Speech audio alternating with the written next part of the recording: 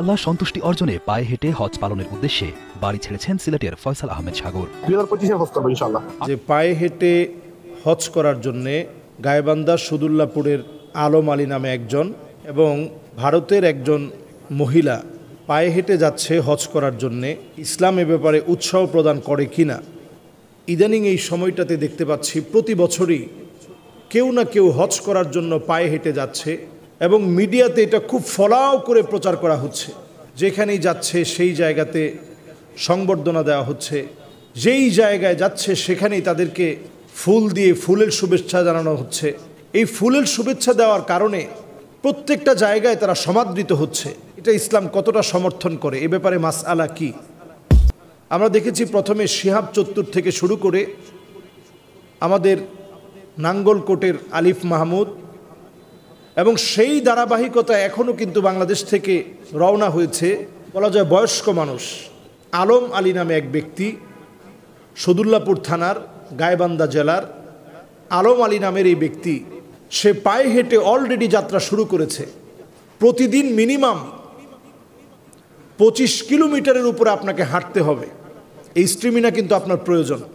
সানা আনসারি নামে যে নারী যাচ্ছে আপনারা নিশ্চয়ই দেখতে পাচ্ছেন, তার নিজস্ব একটা ফেসবুক পেজ আছে, যে পেজের ভিতরে নিয়মিত আপডেট দেওয়া হচ্ছে এখন কোথায় আছেন, কিভাবে যাচ্ছেন। এই পথ কিন্তু লম্বা পথ পরিক্রমা। একজন নারী 25 কিলোমিটার প্রতিদিন হাঁটবে। একা একা যদি এই পথে সে হাঁটতে থাকে নানা রকমের বাধা বিপত্তি আসতে পারে। কোন কোন জায়গা তাকে পার করতে হবে একটু চিন্তা করেন। অলরেডি এখন মহারাষ্ট্রে আছে, এখান থেকে হাঁটা শুরু করেছে অলরেডি। তাকে পার করতে হবে গুজরাট, রাজস্থান, হরিয়ানা, পাঞ্জাবের ওয়াগা বর্ডার পার হয়ে পাকিস্তানে পৌঁছাবে। এরপরে সেখান থেকে ইরান, এরপরে ইরাক, এরপরে কুয়েত পাড়ি দিয়ে পৌঁছাবেন সৌদি আরবে। এই হচ্ছে তার পথ পরিক্রমা। একজন নারী এত লম্বা পথ যদি পাড়ি দেয়, তার সাথে যদি মাহরাম না থাকে, আপনার হজ আল্লাহ রাব্বুল আলামিন কেমন করে কবুল করবে? এই লম্বা পথে আপনি কোথায় ঘুমাবেন? এর আগে শিহাব চত্বর নামে যে গিয়েছে, সে তার স্থানীয় যে মসজিদ পেয়েছে সেখানে অবস্থান করেছে। একজন নারীর জন্য এটা কতটা কঠিন হবে চিন্তা করেন। এখন এই বোন তার সাক্ষাৎকারে বলেছে যে আমার মাহরাম তিনি আমার সাথেই আছেন, যদিও তিনি হেঁটে আসেন নাই, তিনি আসবে বিমানে। এটাও নতুন একটা প্রসেসিং শুরু হয়েছে। যখন আপনি নিজে যাবেন সবাই আপনার প্রতি একটা সৌহার্দ্যপূর্ণ আচরণ দেখাবে, আপনাকে হয়তো হাদিয়া দিবে, উপঢৌকন দিবে। এগুলো সব মিলিয়ে এরপরে আপনি আপনার পরিবারকে নিয়ে গেলেন, তারা হয়তো বিমানে চড়ে যাবে। এই বিষয়গুলো ইসলাম আসলে, যদিও আপনি পায়ে হেঁটে গেলে আপনি নারী হিসেবে এটা আপনি অবশ্যই আপনার মাহরামের প্রয়োজন। মাহরাম ছাড়া কোনোভাবেই একজন নারীর পথ কখনো পথ পরিক্রমা সহজ হতে পারে না। মাহরাম ছাড়া এই হজ আল্লাহর কাছে কবুল হবে না।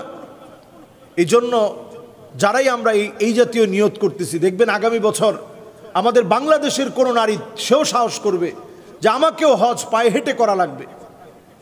আগে আমরা যেমন দেখতাম বিভিন্ন জন ফেমাস হওয়ার জন্য, গিনিস ওয়ার্ল্ড বুকে নাম লেখানোর জন্য অনেক কিছু করছে। অনেক পাগলামি মানুষ করতো, লম্বা নখ রাখা, লম্বা চুল রাখা, এমনকি মানুষের নিজের গোসল টোসল সব বাদ দিয়ে নানা রকমের একটা উদ্ভট জীবন যাপন করা। এগুলোর মধ্য দিয়ে মানুষ ফেমাস হওয়ার চেষ্টা করত। এখনকার এই সময়ে এসে আমরা দেখতেছি অনেকে ইসলামকে বিক্রি করে, ইসলামকে সামনে রেখে ফেমাস হওয়ার চেষ্টা করে। আল্লাহ রাব্বুল আলামিন হজ তো আপনার উপরে ফরজই করে নাই যদি আপনার সামর্থ্য না থাকে। সামর্থ্য যখন আসবে তখন আপনাকে হজ করতে হবে। সামর্থ্যের বাহিরে আল্লাহ রাব্বুল আলামিন কারো উপরে হজকে চাপিয়ে দেন না। কাজী সানা আনসারি সহ যতজনই পায়ে হেঁটে হজ করার জন্য চিন্তা ভাবনা করছেন, আপনাদের প্রত্যেকের ভাবা উচিত এই কাজটা আমার জন্য এই কষ্টটা সওয়াবের কারণ হবে কিনা।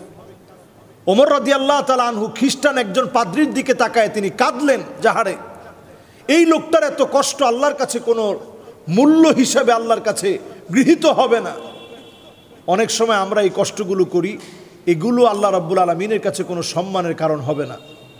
এই জন্য এই বোন যেখানেই যাচ্ছে অনেকে তাকে লাল গালিচা সংবর্ধনা দিচ্ছে, এরপরে তাকে ফুল দিয়ে সুসজ্জিত করা হচ্ছে।